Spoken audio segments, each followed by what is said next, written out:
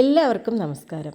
കേരളത്തിലെ 108 ശിവക്ഷേത്രങ്ങളിൽ ഏറ്റവും പ്രധാനപ്പെട്ട ഒരു ക്ഷേത്രം. ആദിപരാശക്തിയായും ഭഗവതിയായും സ്വയംവര പാർവതിയായും പാർവതീ ദേവിയും ഒപ്പം മഹാദേവനും വാഴുന്ന ഒരു ക്ഷേത്രം. അത്തരത്തിലൊരു ക്ഷേത്രത്തെക്കുറിച്ചാണ് നമ്മൾ ഇന്ന് പറയുന്നത്. വീഡിയോയിലേക്ക് പോകുന്നതിന് തൊട്ട് മുമ്പായിട്ട് എല്ലാവരും എൻ്റെ ചാനൽ സബ്സ്ക്രൈബ് ചെയ്ത് വെക്കാൻ മറക്കരുതേ.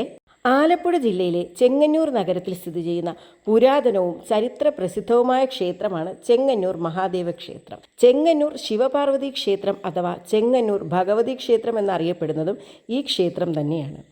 ഹൈന്ദവ ശൈവ വിശ്വാസപ്രകാരം മൃത്യുവിജയിയായ പരമശിവനും ആദിപരാശക്തിയായ ശ്രീ പാർവതിയുമാണ് ക്ഷേത്രത്തിലെ മുഖ്യ പ്രതിഷ്ഠകൾ. മഹാദേവനെ കിഴക്കു ഭാഗത്തേക്കും ഭഗവതിയെ പടിഞ്ഞാറ് ഭാഗത്തേക്കും അഭിമുഖമായി ഒരേ ശ്രീകോവിലിൽ അർദ്ധനാരീശ്വര സങ്കല്പത്തിൽ പ്രതിഷ്ഠിച്ചിരിക്കുന്നു.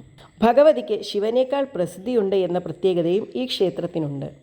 ചെങ്ങന്നൂർ ആസ്ഥാനമാക്കി ഭരിച്ചിരുന്ന വഞ്ഞിപ്പുഴ തമ്പുരാക്കന്മാരുടെ കാലത്താണത്രേ ഇന്നു കാണുന്ന രീതിയിൽ ഈ ഒരു ക്ഷേത്ര നിർമ്മാണം നടത്തിയത്.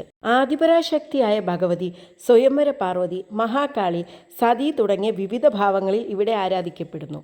ഇവിടുത്തെ പാർവതി ദേവിയുടെ തൃപ്പൂത്താറാട്ട് പ്രസിദ്ധമാണ്. ചെങ്ങന്നൂരമ്മ രാജസ്വലയാകുന്നു എന്ന സങ്കല്പത്തിലാണ് ഈ ഒരു ആറാട്ട് ഇവിടെ നടത്തുന്നത്. തുടർന്നു വരുന്ന 12 ദിവസത്തെ ഭഗവതി ദർശനം സർവ്വ ഐശ്വര്യത്തിനും ആഗ്രഹ സാഫല്യത്തിനും ഉത്തമമാണ് എന്നാണ് വിശ്വാസം. ഈ സമയത്ത് ഹരിദ്ര പുഷ്പാഞ്ജലിയാണ് പ്രധാനപ്പെട്ട ഇവിടുത്തെ വഴിപാട്. ഇത്തരത്തിൽ ഹരിദ്ര പുഷ്പാഞ്ജലി നടത്തുന്ന മറ്റൊരു ക്ഷേത്രങ്ങളും തന്നെ നമുക്ക് കാണാൻ കഴിയില്ല. പരശുരാമനാണ് ഈ ക്ഷേത്രത്തിൽ പ്രതിഷ്ഠ നടത്തിയത് എന്നാണ് ഐതിഹ്യം. അതുപോലെ തന്നെ പരാശക്തിക്ക് തുല്യ പ്രാധാന്യമുള്ളതിനാൽ 108 ദുർഗാക്ഷേത്രങ്ങളിലും ഈ ചെങ്ങന്നൂർ ക്ഷേത്രം വരുന്നുണ്ടത്രേ. ഉപദേവതകളായി ഗണപതി, ദക്ഷിണാമൂർത്തി, അയ്യപ്പൻ, സുബ്രഹ്മണ്യൻ, ശ്രീകൃഷ്ണൻ, ഗംഗാദേവി, നീലഗ്രീവൻ, സ്ഥലേശ്വരൻ, ചണ്ഡികേശൻ, ഹനുമാൻ സ്വാമി, നാഗദൈവങ്ങൾ എന്നിവർക്കും ഇവിടെ പ്രതിഷ്ഠകളുണ്ട്. ധനുമാസത്തിലെ തിരുവാതിരയ്ക്ക് കൊടിയേറി മകരമാസത്തിലെ തിരുവാതിരയ്ക്ക് അവസാനിക്കുന്ന 28 ദിവസത്തെ മഹോത്സവം മറ്റൊരു ക്ഷേത്രത്തിലും ഇന്ന് കാണാൻ കഴിയാത്ത ഒരു പ്രത്യേകത തന്നെയാണ്. പ്രതിമാസ ഉത്രം നാളിലെ ഉത്രം തൊഴിൽ, നവകാഭിഷേകം, കന്യമാസത്തിലെ നവരാത്രി ഉത്സവം, വിദ്യാരംഭം, കുംഭമാസത്തിലെ ശിവരാത്രി, ചിത്രാ പൗർണമി എന്നിവയാണ് ഈ ക്ഷേത്രത്തിലെ പ്രധാനപ്പെട്ട ആണ്ടുവിശേഷങ്ങൾ. ഇവ കൂടാതെ ശിവപ്രധാനമായ ഞായറാഴ്ച, തിങ്കളാഴ്ച, ഭഗവതി പ്രധാനമായ ചൊവ്വാഴ്ച, വെള്ളിയാഴ്ച, പൗർണമി, അമാവാസി തുടങ്ങിയ ദിവസങ്ങളും ഈ ക്ഷേത്രത്തിൽ പ്രധാനമാണ്. അതുപോലെ തന്നെ ശബരിമല തീർത്ഥാടകർ സന്ദർശിക്കുന്ന ഒരു മുഖ്യ ഇടത്താവളം കൂടിയാണ് ഈ ഒരു ക്ഷേത്രം. നിരവധി ഐതിഹ്യ കഥകളാൽ സമ്പന്നമാണ് ഈ ഒരു ക്ഷേത്രമെങ്കിലും ശിവപാർവതി വിവാഹവുമായി ബന്ധപ്പെട്ട ഒരു കഥയാണ് അവയിൽ ഏറ്റവും പ്രസിദ്ധമത്രേ. പാർവതി പരമേശ്വരന്മാരുടെ വിവാഹത്തിൽ ബ്രഹ്മാവ്, വിഷ്ണു, ഇന്ദ്രൻ, ലക്ഷ്മി, സരസ്വതി ദേവി തുടങ്ങിയ ദേവീദേവന്മാരുടെയും മഹർഷിമാരുടെയും ഒരു നീണ്ട നിര തന്നെ പങ്കെടുത്തിരുന്നു. ഇവരുടെ എല്ലാം ഭാരം കാരണം ഭൂമി ചരിഞ്ഞു പോകുമോ എന്നായിരുന്നു എല്ലാവരുടെയും ഭയം. അപ്പോൾ ഭഗവാൻ ഇതിനൊരു പരിഹാരമായി അഗസ്ത്യമുനിയെ തെക്ക് ഭാഗത്തേക്ക് ഇരുത്തിയത്രേ. ഉയരം കുറഞ്ഞ ശരീരപ്രകൃതിയുള്ള അഗസ്ത്യമുനിക്ക് എങ്ങനെ ഭൂമിയുടെ ചരിവ് പരിഹരിക്കാനാകുമെന്നായി ദേവന്മാരുടെ സംശയം. എന്നാൽ തെക്ക് ഭാഗത്തെ ശോണാദ്രിയിൽ തപസ്സിരിക്കുന്ന കൊണ്ട് അഗസ്ത്യമുനി ഭൂമിയെ ചരിയാതെ നിലനിർത്തുകയും തൻ്റെ ദിവ്യദൃഷ്ടി കൊണ്ട് മുനി ശിവപാർവതി പരിണയം കാണുകയും ചെയ്തു. വിവാഹശേഷം ഭഗവാൻ പാർവതി സമേതനായി അഗസ്ത്യമുനിയെ കാണാൻ ശോണാദ്രിയിലെത്തി.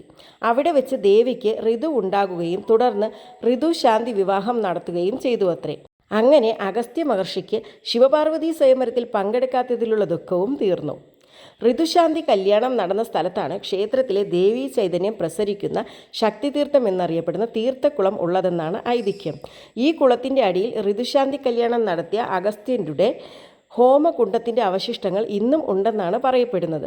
ഇവിടെയാണ് മീനൂട്ട് വഴിപാടും നടത്തുന്നത്. തനിക്ക് പൂജ നടത്താൻ എന്നും കുടികൊള്ളണമെന്ന അഗസ്ത്യ മുൻഷിയുടെ അഭ്യർത്ഥനയെ തുടർന്ന് ശിവപാർവതിമാർ സ്വയംഭൂവായി ചെങ്ങന്നൂരിൽ അവതരിക്കുകയും ഇതാണ് ഇന്ന് ക്ഷേത്രത്തിൻ്റെ വടക്കു കിഴക്ക് ഭാഗത്ത് കാണപ്പെടുന്ന മൂലക്ഷേത്രമായ കുന്നത്ത് മഹാദേവ ക്ഷേത്രം. അതിനാൽ തന്നെ ചെങ്ങന്നൂർ ക്ഷേത്ര ദർശനം പൂർണ്ണമാകണമെങ്കിൽ ഈ ഒരു കുന്നത്ത് ക്ഷേത്രത്തിലെത്തിയും ദർശനം നടത്തണമെന്നാണ് സങ്കല്പം. ഇവിടെ ദർശനം നടത്തുന്നത് വന്ധ്യതയ്ക്കും പരിഹാരമാണെന്ന് ഭക്തരുടെ വിശ്വാസമുണ്ട്. കുന്നത്ത് മഹാദേവൻ കുട്ടികളോട് ഏറെ വാത്സല്യമുള്ളവനാണെന്നാണ് ഐതിഹ്യം. അതിനാൽ കുട്ടികളെ ഈ ക്ഷേത്രത്തിൽ കൊണ്ടുവരുന്നത് ബാലാരിഷ്ടത മാറാൻ ഉത്തമമാണ്. അതിനുവേണ്ടി നടത്തപ്പെടുന്ന വിശേഷാൽ വഴിപാടാണ് കൊട്ടും ചിരിയും. കുട്ടികൾക്ക് ഇഷ്ടപ്പെട്ട മധുരപലഹാരങ്ങളും ഫലവർഗ്ഗങ്ങളും പൂജിച്ച് വിതരണം ചെയ്യുന്നു. ആ സമയത്ത് കുട്ടികൾ കൈകൊട്ടി ചിരിക്കുന്നു. സന്താന ലാഭത്തിനും കുട്ടികളുടെ രോഗദുരിത ശമനത്തിനും ആയുസ്സിനും വേണ്ടിയാണ് ഈ പ്രസിദ്ധമായ വഴിപാട് ഇവിടെ നടത്തുന്നത്. കേരളത്തിലെ തന്നെ ഏറ്റവും പ്രസിദ്ധമായ മഹാദേവ ക്ഷേത്രങ്ങളിലൊന്നായ ചെങ്ങന്നൂർ മഹാദേവ ക്ഷേത്രത്തെക്കുറിച്ചാണ് നമ്മൾ ഇന്ന് പറഞ്ഞത്. അപ്പോൾ മറ്റൊരു വീഡിയോയുമായി കാണുന്നവരെ എല്ലാവർക്കും നല്ലൊരു ദിവസമാകട്ടെ എന്ന് പ്രാർത്ഥിക്കുന്നു. നന്ദി, നമസ്കാരം.